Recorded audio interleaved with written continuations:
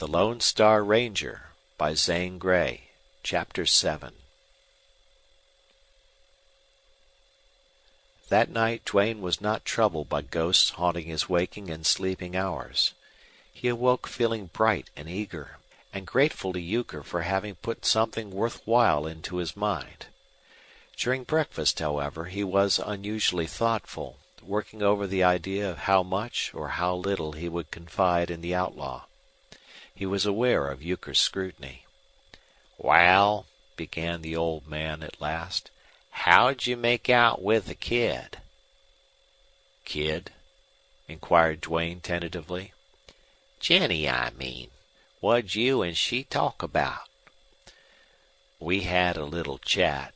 You know you wanted me to cheer her up." Euchre sat with coffee cup poised and narrow eyes studying Duane. "Reckon you cheered her all right. What I'm afeared of is maybe you done the job too well." "How so?" "Wal, when I was into Jen last night I thought she was half crazy. She was burstin' with excitement, an' the look in her eyes hurt me. She wouldn't tell me a darn word you said. But she hung on to my hands and showed every way without speaking how she wanted to thank me for bringing you over. Buck, it was plain to me that you'd either gone the limit or else you'd been kind of prodigal of cheer and hope. I'd hate to think you'd led Jenny to hope more'n ever would come true." Euchre paused, and as there seemed no reply forthcoming, he went on. "Buck, I seen some outlaws whose word was good. Mine is, you can trust me. I trusted you, didn't I, taking you over there and putting you wise to my trying to help that poor kid?" Thus enjoined by Euchre, Duane began to tell the conversations with Jenny and Mrs. Bland word for word. Long before he had reached an end, Euchre set down the coffee cup and began to stare.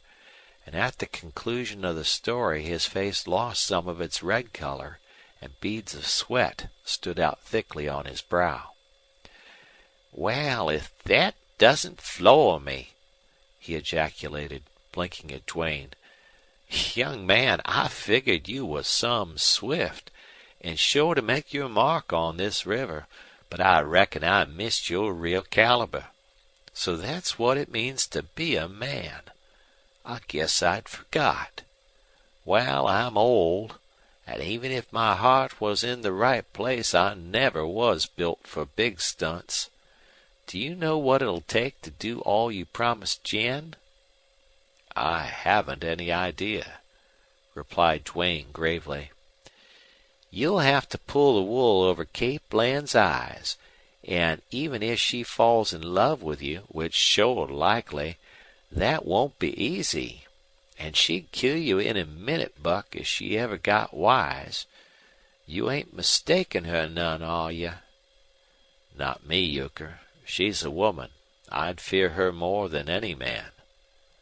"Wal, you'll have to kill Bland and Chess Alloway and Rugg and maybe some others before you can ride off into the hills with that girl."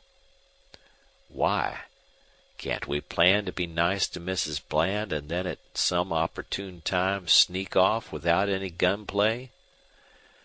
"Don't see how on earth," replied Euchre earnestly. "When Bland's away he leaves all kinds of spies and scouts watching the valley trails. They've all got rifles. You couldn't get by them. But when the boss is home, there's a difference. Only, of course, him and Chess keep their eyes peeled. They both stay to home pretty much, except when they're playing monte or poker over at Benson's. So I say the best bet is to pick out a good time in the afternoon, drift over careless like with a couple of hosses, choke Mrs. Bland or knock her on the head, take Jenny with you, and make a rush to get out of the valley. If you had luck you might pull that stunt without throwing a gun. But I reckon the best figuring would include dodging some lead and leaving at least Bland or Alloway dead behind you. I'm figuring, of course, that when they come home and find out you're visiting Kate frequent, They'll just naturally look for results. Chess don't like you, for no reason except you're swift on the draw, maybe swifter than him. That's the hell of this gunplay business. No one can ever tell who's the swifter of two gunmen till they meet. That fact holds a fascination maybe you'll learn some day. Bland would treat you civil unless there was reason not to, and then I don't believe he'd invite himself to a meeting with you. He'd set Chess a rug to put you out of the way. Still, Bland's no coward, and if you came across him at a bad moment, you'd have to be quicker'n you was with Bosomer." "All right, I'll meet what comes," said Duane quickly. "The great point is to have horses ready and pick the right moment, then rush the trick through."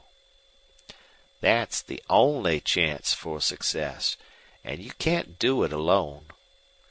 "I'll have to. I wouldn't ask you to help me. Leave you behind." "Wal, I'll take my chances," replied Euchre gruffly. "I'm going to help Jennie. You can gamble your last peso on that. There's only 4 men in this camp who would shoot me. Bland and his right-hand pards, and that rabbit-faced Benson. If you happen to put out Bland and Chess, I'd stand a good show with the other 2. Anyway, I'm old and tired. What's the difference if I do get plugged? I can risk as much as you, Buck, even if I am afraid of gunplay. You said correct. Hosses ready the right minute, then rush the trick. That much is settled.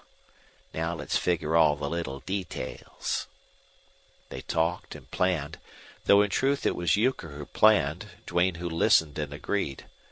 While awaiting the return of Bland and his lieutenants, it would be well for Duane to grow friendly with the other outlaws, to sit in a few games of monte, or show a willingness to spend a little money. The 2 schemers were to call upon Mrs. Bland every day, Euchre to carry messages of cheer and warning to Jennie, Duane to blind the elder woman at any cost. These preliminaries decided upon, they proceeded to put them into action. No hard task was it to win the friendship of the most of these good-natured outlaws. They were used to men of a better order than theirs coming to the hidden camps, and sooner or later sinking to their lower level. Besides, with them everything was easy come, easy go. That was why life itself went on so carelessly and usually ended so cheaply. There were men among them, however, that made Duane feel that terrible, inexplicable wrath rise in his breast. He could not bear to be near them. He could not trust himself. He felt that any instant a word, a deed, something might call too deeply to that instinct he could no longer control. Jackrabbit Benson was one of these men. Because of him and other outlaws of his ilk, Duane could scarcely ever forget the reality of things. This was a hidden valley, a robber's den, a rendezvous for murderers, a wild place stained red by deeds of wild men. And because of that there was always a charged atmosphere. The merriest, idlest, most careless moment might in the flash of an eye end in ruthless and tragic action. In an assemblage of desperate characters it could not be otherwise. The terrible thing that Duane sensed was this. The valley was beautiful, sunny, fragrant, a place to dream in. The mountain tops were always blue or gold rimmed. The yellow river slid slowly and majestically by. The birds sang in the cottonwoods. The horses grazed and pranced. Children played and women longed for love, freedom, happiness. The outlaws rode in and out, free with money and speech. They lived comfortably in their adobe homes, smoked, gambled, talked, laughed, whiled away the idle hours, and all the time life there was wrong, and the simplest moment might be precipitated by that evil into the most awful of contrasts. Duane felt rather than saw a dark, brooding shadow over the valley. Then, without any solicitation or encouragement from Duane, The Bland woman fell passionately in love with him. His conscience was never troubled about the beginning of that affair. She launched herself. It took no great perspicuity on his part to see that. And the thing which evidently held her in check was the newness, the strangeness, and for the moment the all-satisfying fact of his respect for her. Duane exerted himself to please, to amuse, to interest, to fascinate her, and always with deference. That was his strong point, and it had made his part easy so far. He believed he could carry the whole scheme through without involving himself any deeper.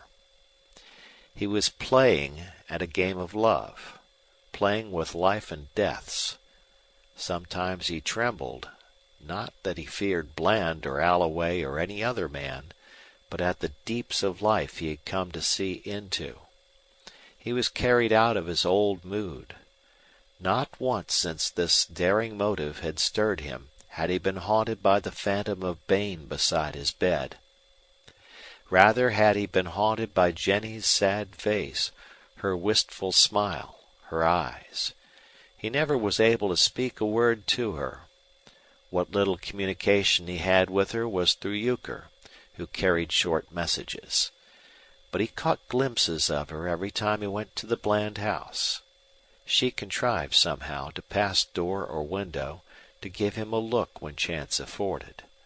And Duane discovered with surprise that these moments were more thrilling to him than any with Mrs. Bland.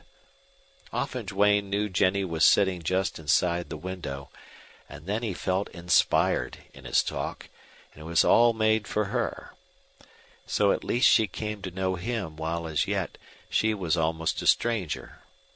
Jennie had been instructed by Euchre to listen, to understand that this was Duane's only chance to help keep her mind from constant worry, to gather the import of every word which had a double meaning. Euchre said that the girl had begun to wither under the strain, to burn up with intense hope which had flamed within her. But all the difference Duane could see was a paler face and darker, more wonderful eyes.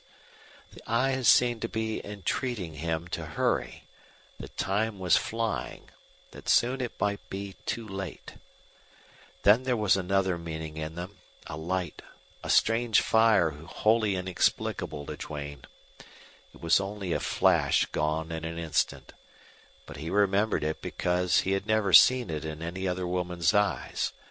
And all through those waiting days he knew that Jennie's face, and especially the warm, fleeting glance she gave him, was responsible for a subtle and gradual change in him. This change, he fancied, was only that through remembrance of her he got rid of his pale, sickening ghosts. One day a careless Mexican threw a lighted cigarette up into the brush matting that served as a ceiling for Benson's den, and there was a fire which left little more than the adobe walls standing. The result was that while repairs were being made there was no gambling and drinking. Time hung very heavily on the hands of some 20 outlaws. Days passed by without a brawl, and Bland's Valley saw more successive hours of peace than ever before. Duane, however, found the hours anything but empty. He spent more time at Mrs. Bland's. He walked miles on all the trails leading out of the valley. He had a care for the condition of his 2 horses. Upon his return from the latest of these tramps, Euchre suggested that they go down to the river to the boat landing. "Ferry couldn't run ashore this morning," said Euchre. "River getting low and sandbars making it hard for horses. There's a greaser freight wagon stuck in the mud. I reckon we might hear news from the freighters. Bland's supposed to be in Mexico." Nearly all the outlaws in camp were assembled on the river bank, lolling in the shade of the cottonwoods. The heat was oppressive. Not an outlaw offered to help the freighters, who were trying to dig a heavily freighted wagon out of the quicksand. Few outlaws would work for themselves, let alone for the despised Mexicans. Duane and Euchre joined the lazy group and sat down with them. Euchre lighted a black pipe, and drawing his hat over his eyes, lay back in comfort after the manner of the majority of the outlaws. But Duane was alert, observing, thoughtful. He never missed anything. It was his belief that any moment an idle word might be of benefit to him. Moreover, these rough men were always interesting. "Bland's been chased across the river," said one. "Nah, he's delivering cattle to that Cuban ship," replied another. "Big deal on, hey?" "Some big. Rugg says the boss had an order for 15,000. "Say, that order'll take a year to fill." "Nah. Hardin is in cahoots with Bland. Between 'em they'll fill orders bigger than that." "Wonder what Hardin was rustlin' in here fer." Duane could not possibly attend to all the conversation among the outlaws. He endeavored to get the drift of talk nearest to him.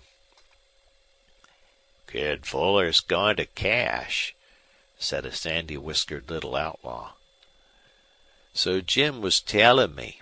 Blood poison, ain't it? That hole wasn't bad, but he took the fever," rejoined a comrade. "Dager said the kid might pull through if he had nursin'." "Well, Kate Bland ain't nursin' any shot-up boys these days. She hasn't got time." A laugh followed this sally, then came a penetrating silence. Some of the outlaws glanced good-naturedly at Duane. They bore him no ill will. Manifestly they were aware of Mrs. Bland's infatuation. "Pete, 'pears to me you said that before." "Sure. Well, it's happened before." This remark drew louder laughter and more significant glances at Duane. He did not choose to ignore them any longer. "Boys, poke all the fun you like at me, but don't mention any lady's name again. My hand is nervous and itchy these days." He smiled as he spoke, and his speech was drawled, but the good humor in it nowise weakened it. Then his latter remark was significant to a class of men who from inclination and necessity practiced at gun drawing until they wore callous and sore places on their thumbs, and inculcated in the very deeps of their nervous organization a habit that made even the simplest and most innocent motion of the hand end at or near the hip. There was something remarkable about a gunfighter's hand. It never seemed to be gloved, never to be injured, never out of sight or in an awkward position.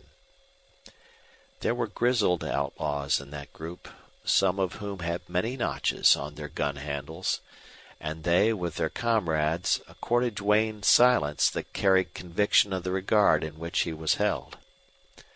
Duane could not recall any other instance when he had let fall a familiar speech to these men, and certainly he had never before hinted of his possibilities. He saw instantly that he could not have done better. "Orful hot, ain't it?" remarked Bill Black presently. Bill could not keep quiet for long. He was a typical Texas desperado, had never been anything else. He was stoop-shouldered and bow-legged from much riding, a wiry little man, all muscle, with a square head, a hard face partly black from scrubby beard and red from sun, and a bright, roving, cruel eye. His shirt was open at the neck, showing a grizzled breast. "Is there any guy in this here outfit sport enough to go swimming?" he asked.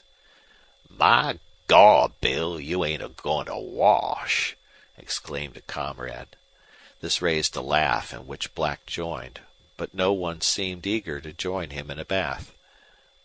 "Latest outfit I ever rustled with," went on Bill discontentedly. "Nothin' to do. Say, if nobody wants to swim, maybe some of you'll gamble?"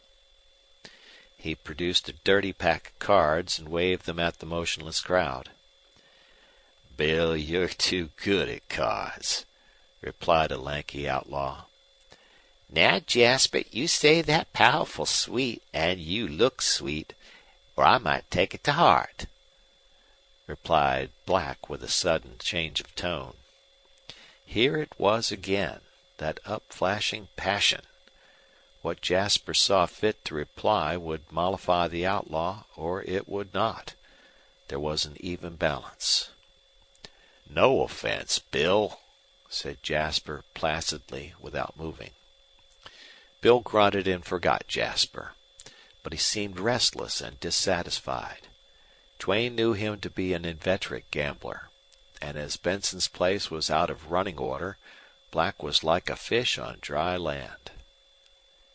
"Well, if you all are afraid of the cards, what will you bet on?" he asked in disgust.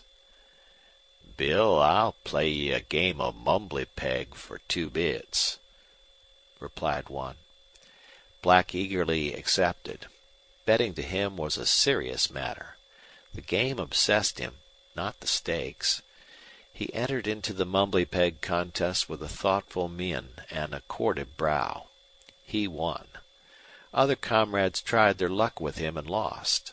Finally, when Bill had exhausted their supply of 2-bit pieces, or their desire for that particular game, he offered to bet on anything. "See that turtle dove there?" he said, pointing.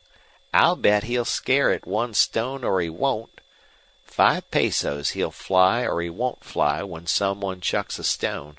Who'll take me up?"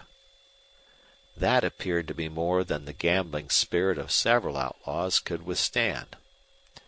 "Take that. Easy money," said one. "Who's going to chuck the stone?" asked another. "Anybody," replied Bill. "Well, I'll bet I can scare him with 1 stone," said the first outlaw. "We're in on that. Jim to fire the darnick," chimed in the others. The money was put up, the stone thrown. The turtle dove took flight, to the great joy of all the outlaws except Bill. "I'll bet you all he'll come back to that tree inside of 5 minutes," he offered imperturbably. Hereupon the outlaws did not show any laziness in their alacrity to cover Bill's money as it lay on the grass. Somebody had a watch, and they all sat down, dividing attention between the timepiece and the tree. The minutes dragged by to the accompaniment of various jocular remarks about a fool and his money. When 4 3/4 minutes had passed, a turtle dove alighted on the cottonwood. Then ensued an impressive silence while Bill calmly pocketed the $50. "But it wasn't the same dove," exclaimed one outlaw excitedly. "This one's smaller, dustier, not so purple." Bill eyed the speaker loftily. "Well, you'll have to catch the other one to prove that. Sabe, pard? Now I bet any gent here the 50 I won that I can scare that dove with 1 stone." No one offered to take his wager. "Well, then I'll bet any of you even money that you can't scare him with 1 stone." Not proof against this chance, the outlaws made up a purse, in no wise disconcerted by Bill's contemptuous allusions to their banding together. The stone was thrown. The dove did not fly. Thereafter, in regard to that bird, Bill was unable to coax or scorn his comrades into any kind of wager. He tried them with a multiplicity of offers, and in vain. Then he appeared at a loss for some unusual and seductive wager. Presently a little ragged Mexican boy came along the river trail, a particularly starved and poor-looking little fellow. Bill called to him and gave him a handful of silver coins. Speechless, dazed, he went his way, hugging the money. "I'll bet he drops some before he gets to the road," declared Bill. "I'll bet he runs. Hurry, you 4-flush gamblers." Bill failed to interest any of his companions, and forthwith became sullen and silent. Strangely, his good humor departed in spite of the fact that he had won considerable. Duane, watching the disgruntled outlaw, marveled at him and wondered what was in his mind. These men were more variable than children, as unstable as water, as dangerous as dynamite. "Bill, I bet you 10 you can't spill whatever's in the bucket that peon's packing," said the outlaw called Jim. Black's head came up with the action of a hawk about to swoop. Duane glanced from Black to the road, where he saw a crippled peon carrying a tin bucket toward the river. This peon was a half-witted Indian who lived in a shack and did odd jobs for the Mexicans. Duane had met him often. "Jim, I'll take you up," replied Black. Something, perhaps a harshness in his voice, caused Duane to whirl. He caught a leaping gleam in the outlaw's eye. "Oh, Bill, that's too fur a shot," said Jasper, as Black rested an elbow on his knee and sighted over the long, heavy Colt. The distance to the peon was about 50 paces, too far for even the most expert shot to hit a moving object so small as a bucket. Duane, marvelously keen in the alignment of sights, was positive that Black held too high. Another look at the hard face, now tense and dark with blood, confirmed Duane's suspicion that the outlaw was not aiming at the bucket at all. Duane leaped and struck the leveled gun out of his hand. Another outlaw picked it up. Black fell back astounded. Deprived of his weapon, he did not seem the same man, or else he was cowed by Duane's significant and formidable front. Sullenly he turned away without even asking for his gun. End of chapter.